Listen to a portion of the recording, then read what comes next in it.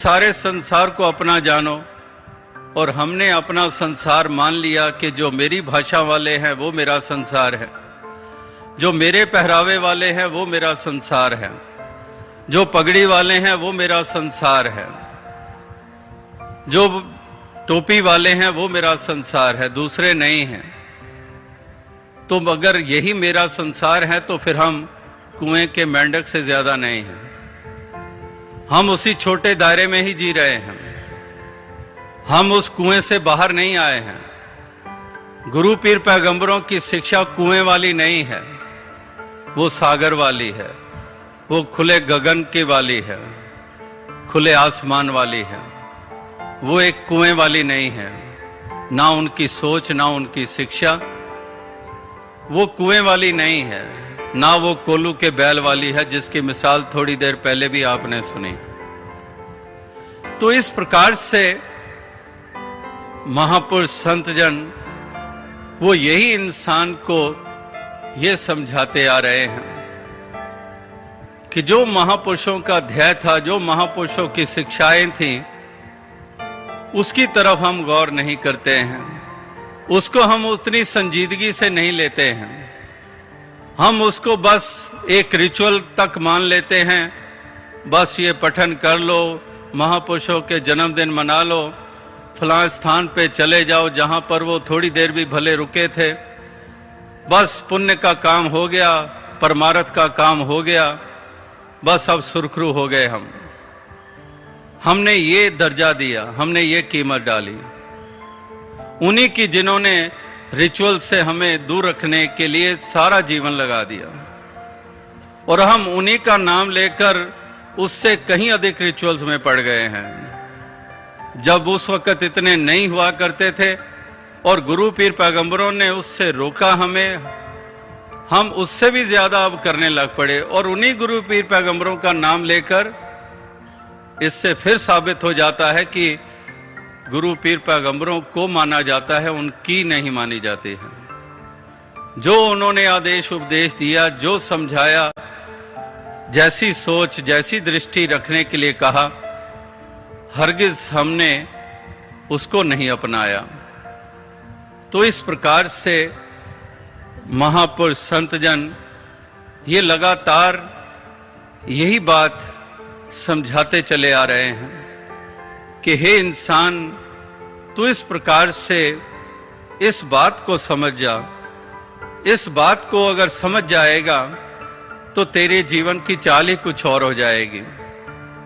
अब तेरी शुमार जागे हुए में आ जाएगी, अब तू सोए हुए की शुमार में नहीं है, अब तू जागृति वाला बन गया है। पहले अंधकार था, पहले निद्रा में थे, पहले भ्रमों में थे, पहले हमने इंटरप्रिटेशंस अपने ढंग से दी थी, या फिर हमने उनकी इंटरप्रिटेशंस मानी जिन्होंने धर्म का नाम लेकर कुछ अपनी खुदगर्जियां पूरी करनी थी, हमने उसको माना। लेकिन हमने जरा नहीं सोचा कि वाकई ही गुरु पीर पैगंबर की सोच क्या थी, उन्होंने क्या यही सिखाया था, क्या यही शिक्षा थी। हम पढ़ कुछ रहे हैं, हमें बताया कुछ जा रहा है, मनवाया कुछ जा रहा है, और इसीलिए हम धर्म के नाम के ऊपर भी हम पतन की ओर ही जाते चले जा रहे हैं, और धर्म को भी बदनामी प्राप्त हो रही है। तो इस तरह से किसी लिहाज से भी देखें, भाव केवल इतना ही है कि वाकई हम इस प्रकार से अपनी सोच को बनाएं, अपनी जीवन की चाल को बनाएं।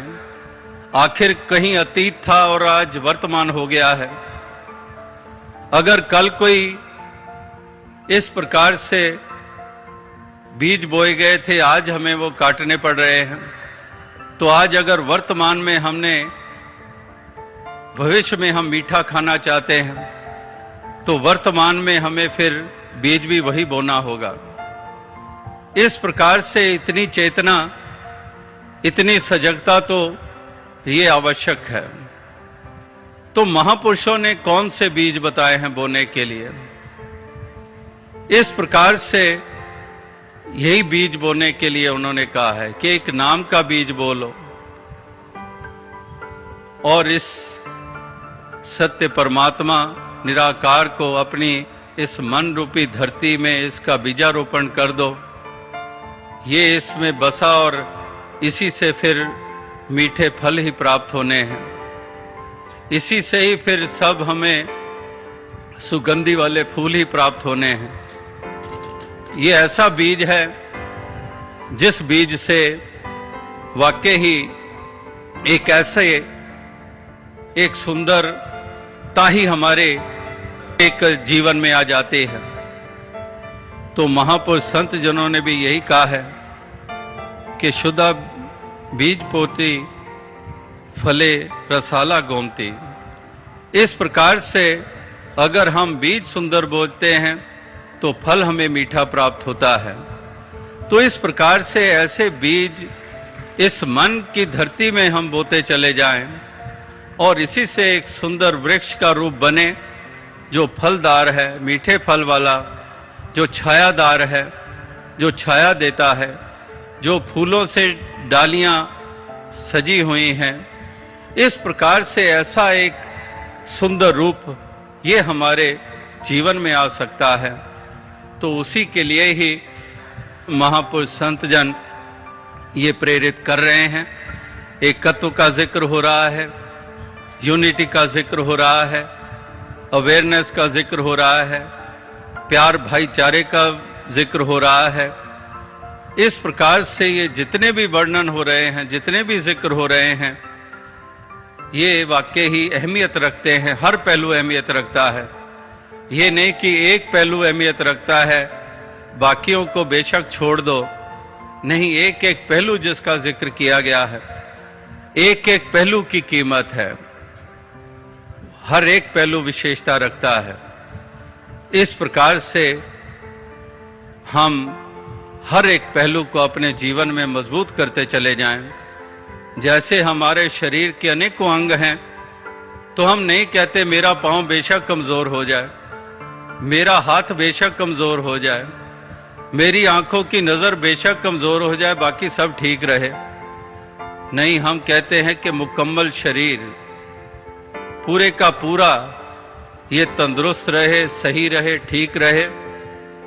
इसी प्रकार से जितने भी महापुरुषों ने पहलू अहमियत जिसको दी है, वो हर एक पहलू को अपने जीवन में उतारना लाजिम है।